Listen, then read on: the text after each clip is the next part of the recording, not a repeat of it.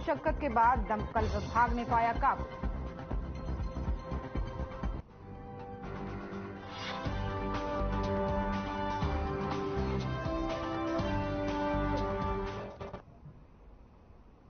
नमस्कार, हमारा मध्य प्रदेश देख रहे हैं आप और मैं हूं आपके साथ ज्योति।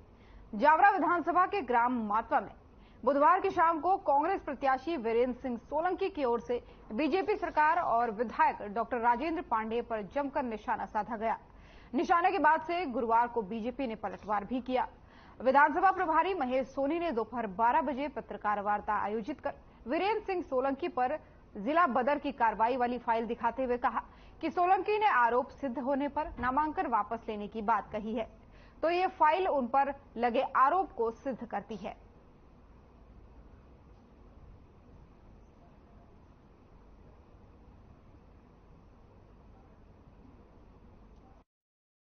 नामांकन फॉर्म के दिन अनर्गल आरोप लगाए थे और उनके जवाब में जब मैंने अपनी तरफ से जवाब दिया और वो जो सोशल मीडिया पे आलोट के व्यापारी का एक वीडियो वायरल हो रहा है उसके बारे में दिया गया जवाब, तो उन्होंने कल मावता में जनसंपर्क के दौरान वापस जवाब दिया है कि भारतीय जनता पार्टी के नेता झूठ बोल रहे हैं और वो झूठे आरोप लगा रहे हैं। फोटोशॉप और ऑडिट वीडियो जारी करके वो भ्रमित कर रहे हैं मेरे खिलाफ। ऐसा कोई आरोप नहीं है। यदि उनके पास प्रमाण है तो वो प्रमाण पेश करे। यदि उनके प्रमाण हैं तो मैं अपना नामांकन फॉर्म वापस ले लूंगा। मैं कहना चाहता हूं वीरेंद्र सिंह जी से कि एक तो यह बात आप बिल्कुल झूठ बोल रहे हो कि यह बातें प्रमाणिक नहीं है, क्योंकि जिस व्यापारी ने वीडियो जारी किया है वह आलोट और ताल क्षेत्र में व्यवसाय करता है। यदि वह वीडियो झूठा है तो आपको कानूनी कार्रवाई का सहारा लेना चाहिए। और दूसरी बात यह है कि जो बात आप बोल रहे हो कि मैं अपना नामांकन वापस ले लूंगा, तो आपने केवल चुनाव लड़ने के लिए नैतिकता को एक तरफ रखते हुए कांग्रेस के 50 साल पुराने व्यक्ति का जो घोषित टिकट था उसको धन बल के सहारे से हासिल करते हुए और आप आज बोल रहे हो कि मैं नामांकन वापस ले लूंगा। यदि आप वास्तविक रूप से बोल रहे हो तो शपथ इस बात की है कि मैं आपके सामने प्रमाण रख रहा हूं। 3 बजे तक का समय है, जाइए पीठासीन अधिकारी के समक्ष और अपना नामांकन वापस लीजिए। यह प्रति है प्रामाणिक रूप से। राजपूत करणी सेना के प्रदेश संगठन महामंत्री के जन्मदिन के अवसर पर उनके निजी निवास पर करणी सेवा के कार्यकर्ता और कई समाजसेवियों ने पहुंचकर जन्मदिन की बधाई उनको दी, साथ ही साथ शुभकामनाएं भी दी। इसी बीच आर्यन टीम भी उनके जन्मदिन के अवसर पर पहुंची और उनसे कुछ विशेष चर्चाएं की है।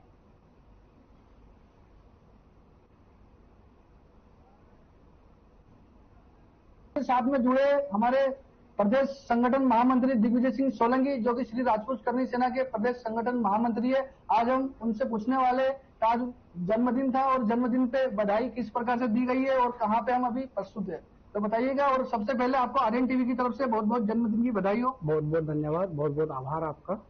आज सुबह से ही काफी लोगों का, काफी भाइयों का प्रेम बहुत मिला है, क्योंकि आज करवा चौथ का भी त्योहार है। उसके बावजूद भी बहुत संख्या में मेरे भाइयों मेरे को यहाँ पे प्रेम और आशीर्वाद देने पहुंचे हैं। मेरे भाइयों का बहुत बहुत आभार और बहुत बहुत धन्यवाद जी।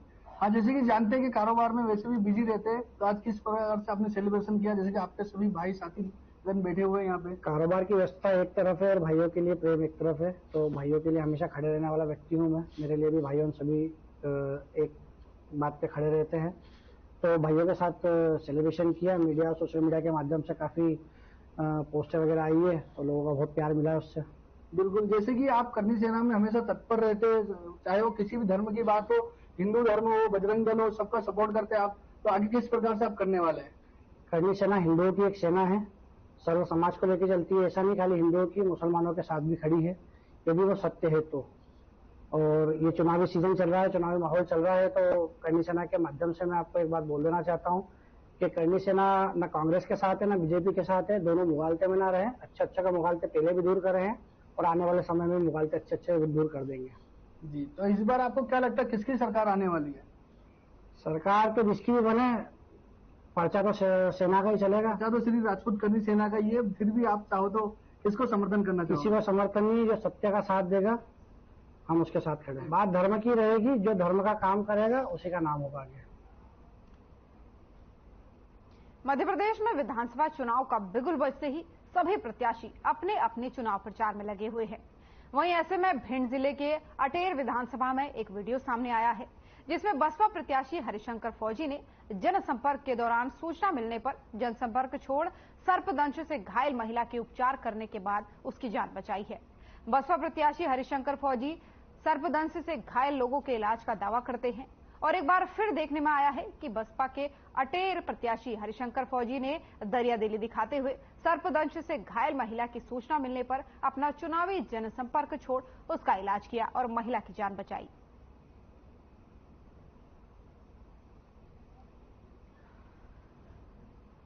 आया इस महिला को सांप ने काटा, किसी जहरीले सांप ने, तो उसकी गंभीर हालत तो होने वाली थी, वो बेहोशी टाइम में हो रही थी और उसको ऐसा महसूस हो रहा था कि मैं पूरा शरीर जो मेरा सुन्न हो रहा है सुन टाइम में, तो मैंने उसके इलाज कराया कर दिया है, वो अभी महिला ठीक है।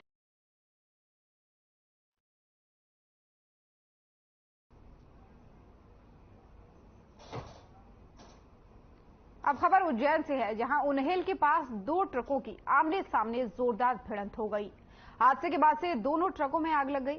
कड़ी मशक्कत के बाद से दमकल विभाग की गाड़ियों ने मौके पर पहुंचकर आग पर काबू पाया है। पूरा मामला जावरा स्टेट हाईवे के उन्हेल का है। सूचना मिलने पर फायर ब्रिगेड की टीम मौके पर पहुंची। तब तक दोनों ट्रकों का अधिकांश हिस्सा जल चुका था। वहीं दुर्घटना के बाद मार्ग पर दोनों तरफ लंबा जाम लग गया। उन्हेल पुलिस ने मौके पर पहुंचकर जाम को भी खुलवाया। वहीं पुलिस के मुताबिक दुर्घटना में किसी प्रकार की जनहानि नहीं हुई है। फिलहाल मामले की जांच जारी है।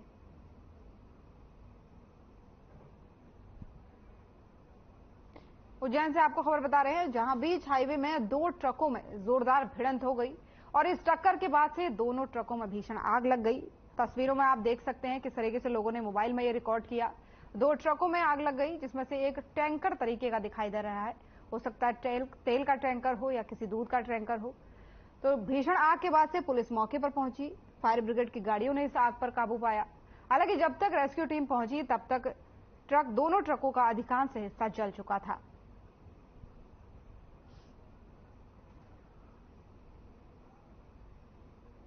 खुरई विधानसभा की मालथौन तहसील में बीजेपी की जन आशीर्वाद यात्रा में केंद्रीय मंत्री भूपेंद्र यादव, प्रहलाद पटेल और भाजपा प्रत्याशी भूपेंद्र सिंह ने कांग्रेस पर ओबीसी और आदिवासी समाज की उपेक्षा करने का आरोप लगाया है। साथ ही दलितों और पिछड़ों की उपेक्षा का भी आरोप लगाया है। वहीं केंद्रीय मंत्री भूपेंद्र यादव ने कहा है कि आज जो राहुल गांधी जातिवाद मसाल हाथ में लेकर देश को जलाने निकले हैं, उन्हें ये नहीं पता कि कांग्रेस ने अपने लंबे समय के शासनकाल में दलित, पिछड़ों और गरीबों का कितना नुकसान किया है। इन वर्गों की कितनी उपेक्षा कांग्रेस ने की है, आप सभी के लिए जानना जरूरी है। वहीं कांग्रेस ने भारत की सांस्कृतिक पहचान के चिन्हों को मिटाने का जैसा षड्यंत्र भी रचा था, उसे देखकर सभी को तकलीफ होती है। केंद्रीय मंत्री भूपेंद्र यादव ने कहा कि बाबा साहेब ने हमें दलित, पिछड़ी जातियों को आरक्षण दिया है।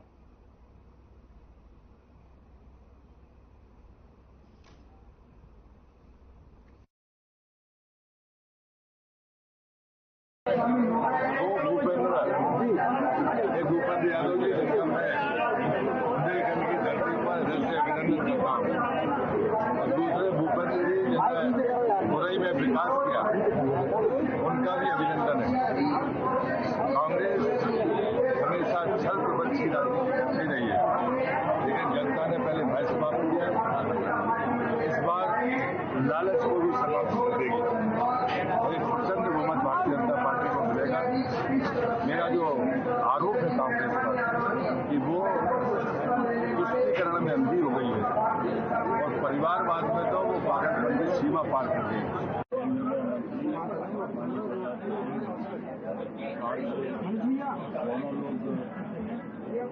मालथौन में दोनों लोगों ने आम सभा को संबोधित किया और आम सभा के माध्यम से जो हमारी सरकार की जन कल्याणकारी योजना है, बहुत सारी योजनाएं जनता के बीच में रखी है।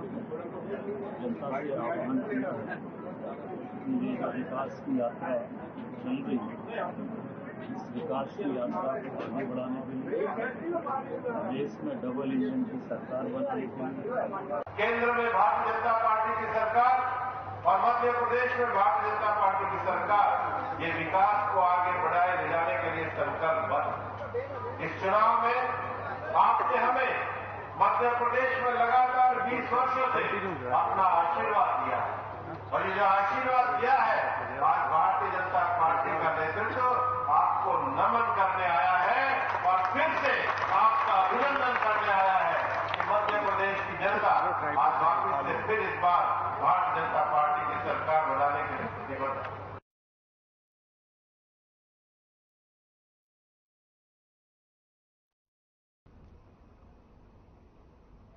और मध्य प्रदेश में विधानसभा के चुनावी शोर में हमारे संवाददाता उज्जैन के बड़नगर विधानसभा पहुंचे, जहां बीजेपी प्रत्याशी जितेंद्र पंड्या के समर्थन में जनता दिखाई दे रही है। आपको बता दें कि बीजेपी प्रत्याशी जितेंद्र पंड्या ने कमल वाहिनी संयोजक और पर्यावरण प्रकोष्ठ में जिला संयोजक रहे 2013 में बड़ी अंतर में चुनाव जीता था। वहीं पार्टी के लिए कई पदों पर काम भी कर चुके हैं। जितेंद्र पंड्या ने अपने कार्यकाल में चर्चा के दौरान कहा कि बीजेपी की इस बार मध्य प्रदेश में भारी मतों से जीत होगी। चुनाव 2023 की चर्चाएं होना लाजमी है, क्योंकि इस बार कांग्रेस और बीजेपी एक दूसरे को टक्कर देती हुई नजर आ रही है। वहीं पर इस बार गर्मागर्मी इसलिए मची हुई है क्योंकि क्या लगता है कि जनता इस बार किसको वोट देगी और किसको जिताएगी, ये तो देखना अब जनता के ऊपर ही होगा। लेकिन इसके साथ हम पहुंचे कार्यालय में है, बीजेपी के कई कार्यकर्ता भी हमारे साथ मौजूद है, पत्रकार के वरिष्ठ पत्रकार हमारे साथ मौजूद है। क्या लगता है इस बार बीजेपी कौन आएगा? कांग्रेस मध्य प्रदेश में भारतीय जनता पार्टी 2/3 बहुमत से जीत रही है। पूरे मध्य प्रदेश की हम बात कर रहे हैं, तो अभी आप जिस विधानसभा में पहुंचे हैं, हम लोग पूरी टीम आई हुई है, आपसे मुलाकात हुई है। आपको क्या लगता है कि इस विधानसभा में किसका असर ज्यादा है, पड़ना किसका था? भारतीय जनता पार्टी के उम्मीदवार जितेंद्र पंड्या जो है वो अच्छी स्थिति में और अच्छे मतों से यहाँ से चुनाव जीतेंगे। जो जनभावना है, जो आम जनता की कार्यकर्ताओं की राय है, अनुसार वो अच्छे मतों से जीतेंगे। कांग्रेस भी सामने है। कांग्रेस तो पार्टी है, इसलिए राष्ट्रीय पार्टी चुनाव तो लड़ती है। टिकट भी बदला गया। अब ये तो उनका अपना इंटरनल मामला है, किसको टिकट देना है किसको नहीं देना उनका अपना मामला, किसी को भी दे सकते हैं। तो आपको क्या लगता है इसमें राजनीति का क्या असर दिखता है? नहीं, भारतीय जनता पार्टी देखो अपने संगठन के बारे में, अपने कार्यकर्ताओं के बारे में, अपनी रणनीति के बारे में विचार करती है।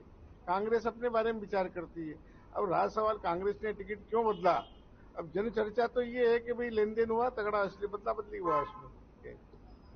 तो मध्य प्रदेश में मामा की कई योजनाएं चल रही हैं, उनको मामा कहते हैं। वो बहने के लिए 1000 रुपए और फिर 1200-1250 रुपए, 3000 तक की बात चल रही है। क्या लगता है ये योजना आना जनता के बीच में, महिलाओं के लिए?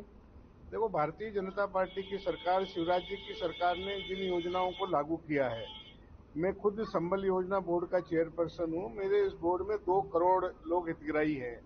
एक मातृशक्ति के पेट में बच्चे आने से लगाकर भगवान न करे अंतिम समय तक की इतनी प्रकार की योजना है।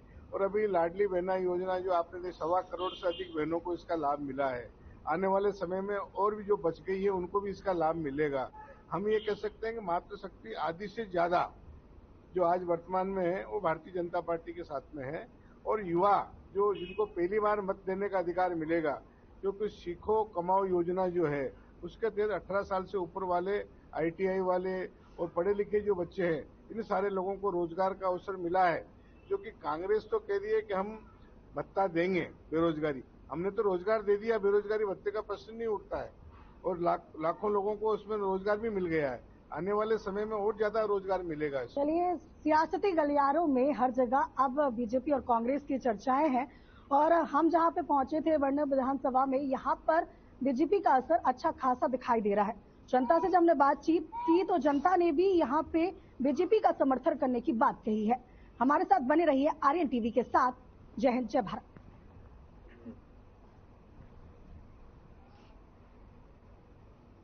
घटिया विधानसभा 215 से कांग्रेस प्रत्याशी रामलाल मालवीय ने बुधवार को चुनावी कार्यालय का शुभारंभ उपाध्यक्ष मार्केट में किया गया। अपने काफिले के साथ पासलोद, कलालखेड़ी, लोकोड़ा, आंजना, उन्हेल स्टेशन, बरखेड़ा नजीक, नवादा आदि ग्रामीण क्षेत्रों में जनसंपर्क किया। इस दौरान जगह जगह लोगों से मिलकर उन्होंने आशीर्वाद मांगा। इस दौरान बड़ी संख्या में उपस्थित लोगों ने मालवीय का मालाओं को पहनाकर जेसीबी से उनके ऊपर पुष्प वर्षा की। वहीं बरसाया मालवीय ने कहा कि इस उम्मीद पर इसी तरह ईमानदारी से खड़ा उतरने का मैं पूरा प्रयास करूंगा, जैसा पूर्व में भी घटिया विधानसभा क्षेत्र के जन सामान्य के बेहतर व समग्र विकास हेतु हमने कार्य किए हैं। इस अवसर पर मतदाताओं के बीच अपनी बात रखते हुए कांग्रेस प्रत्याशी रामलाल मालवीय ने कहा कि क्षेत्र में पिछली बार आपके आशीर्वाद से क्षेत्र में मेरे द्वारा विकास की इबादत लिखी गई। उन्होंने कहा कि ये चुनाव विकास और विश्वास का चुनाव है। इस मौके पर ग्रामीणों और कार्यकर्ताओं में बड़ा उत्साह और उमंग भी देखा गया।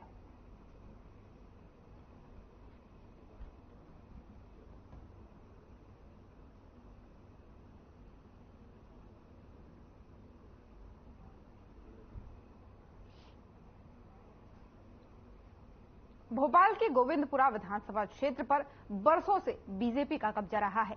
सभी की नजर इस सीट पर रहती है। इस बार कांग्रेस ने इस सीट को अपने पाले में लाने के लिए रविंद्र साहू पर दांव लगाया है। कांग्रेस प्रत्याशी लगातार जनसंपर्क कर रहे हैं। हमारी टीम से खास बातचीत में कांग्रेस प्रत्याशी रविंद्र साहू ने क्या कुछ कहा है, इस जीत का क्या कुछ मंत्र बताया है, आपको बताते हैं। हम पहुंचे हैं भोपाल की गोविंदपुरा सीट पर, जहां बरसों से एक परिवार का कब्जा है, ऐसा कहना है।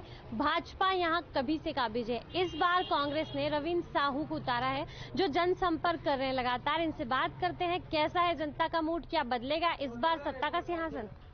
नमस्कार सर। जी नमस्कार। कई समय हो गया आप जनसंपर्क कर रहे हैं, एक ऐसे इंसान के सामने आप खड़े हैं जो कई सालों से इस क्षेत्र में अपना कब्जा जमाए हुए हैं। कैसी रीति और नीति रहेगी आपकी कि पब्लिक आपको पसंद करे, और क्या उनमें कमियां रह गई जो रविंद्र साहू पूरा करेंगे? 43 साल से एक ही परिवार और एक ही पार्टी के जनप्रतिनिधि को जनता ने चुना है। मेरा जनता से यही निवेदन है कि 43 साल बहुत बड़ा समय होता है। किसी भी जनप्रतिनिधि के लिए 43 साल एक ऐसा समय है जो उस क्षेत्र का चहुमुखी विकास कर सकते हैं। उसके बाद भी आज गोविंदपुरा की हालत आप देख रहे हैं, सड़कें नहीं हैं, पानी नहीं है, बिजली नहीं है, सीवेज की बहुत बड़ी प्रॉब्लम है। कहीं भी कोई पूरी विधानसभा में सरकारी स्कूल नहीं है जिससे गरीब बच्चे और मध्यम वर्गीय परिवार के बच्चे शिक्षा ले सके। कहीं भी कोई सरकारी अस्पताल नहीं है और बेरोजगारी चरम पर है। 10,000 बच्चे यहाँ के बेरोजगार है। मेरे पास डाटा है पूरा, हमने 1.5 साल मेहनत करके ये डाटा कलेक्ट किया है। आप ऐसा क्या करेंगे कि वो बेरोजगार आप पे विश्वास करें? मैं यहाँ पर इंडस्ट्रियल एरिया है हमारा गोविंदपुरा का, BHL है, प्रयास करूंगा इंडस्ट्रियल एरिया को हब बनाया जाए, बिजनेस हब, जिसमें लोगों को हम नौकरी प्रदान कर सकें। छोटे स्केल पे हो, लार्ज स्केल पे किसी भी तरीके की बड़ी इंडस्ट्री लगवा के आदरणीय मुख्यमंत्री कमलनाथ जी बनने वाले हैं, उनसे निवेदन करके यहाँ एक हब बनाया जाए जिसमें हम लोगों को रोजगार दे सकें। कैमरामैन सुरेन के साथ पूजा पंचोली। कांग्रेस पार्टी। और वहीं मध्य प्रदेश के नर्मदापुरम विधानसभा इस बार सुर्खियों में है। इस क्षेत्र में शर्मा परिवार सालों से सत्ता में है। डॉक्टर सीताचरण शर्मा वर्तमान विधायक यहाँ के हैं, लेकिन इस बार इनके सामने इनके ही भाई गिरजा शंकर शर्मा, जो कुछ समय पहले ही बीजेपी छोड़कर कांग्रेस में शामिल हुए। हमारी टीम नर्मदापुरम पहुंची, जहां बीजेपी प्रत्याशी सीताचरण शर्मा से खास बातचीत हुई।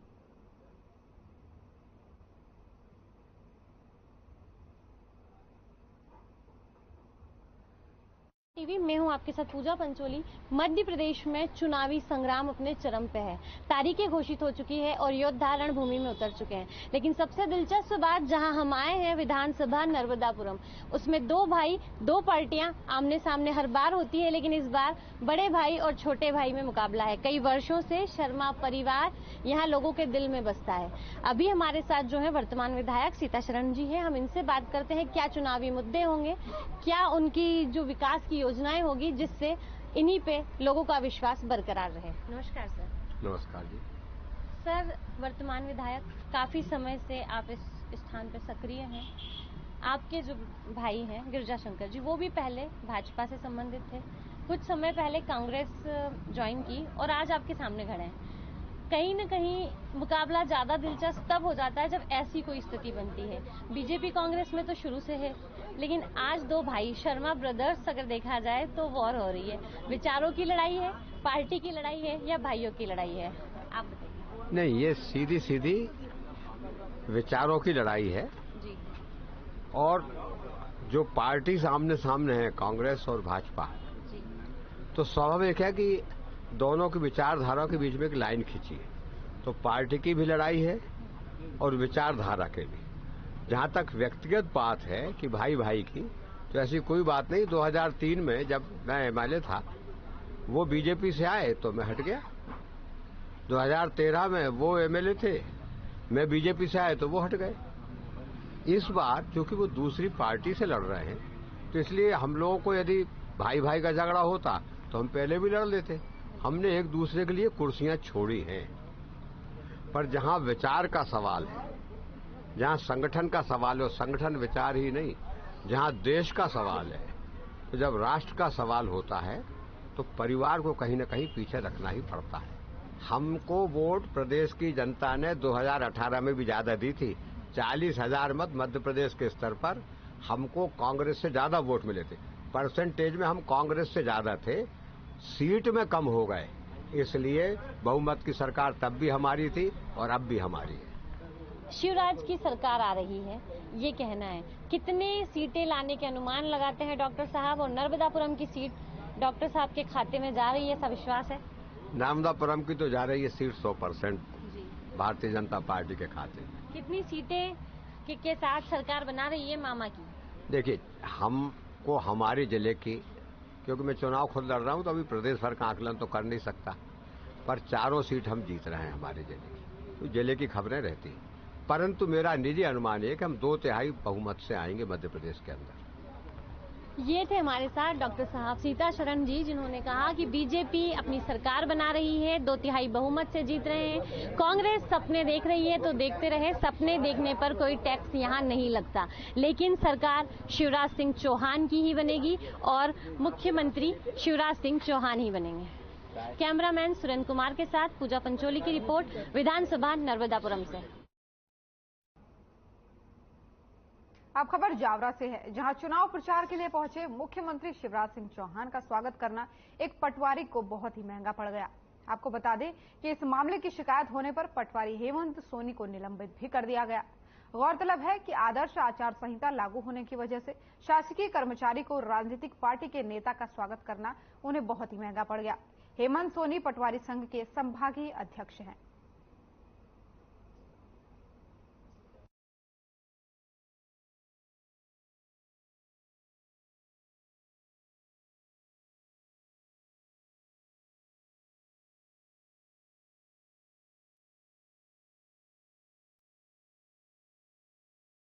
रतलाम से आपको खबर बता रहे हैं, जहां सीएम का दौरा था और इस दौरान एक पटवारी को सीएम का स्वागत करना काफी भारी पड़ गया। आचार संहिता का उल्लंघन इसे माना गया, जिसके बाद से पटवारी को निलंबित कर दिया गया है। तस्वीरों में आप देख सकते हैं, सीएम शिवराज की गाड़ी जा रही है। नेता जबरदस्ती फूल देने की कोशिश करते हैं, लेकिन आचार संहिता का उल्लंघन मानते हुए उन्हें निलंबित कर दिया गया। निलंबन की कॉपी भी हम आपको दिखा रहे हैं, जिसमें पटवारी के निलंबन की बात कही गई है। जावरा एसडीएम ने इन्हें निलंबित कर दिया है।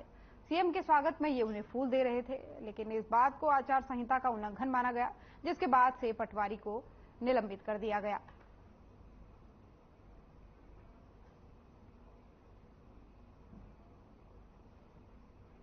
हमारा मध्य प्रदेश देख रहे थे आप। मध्य प्रदेश की खबरों में फिलहाल इतना ही। नमस्कार।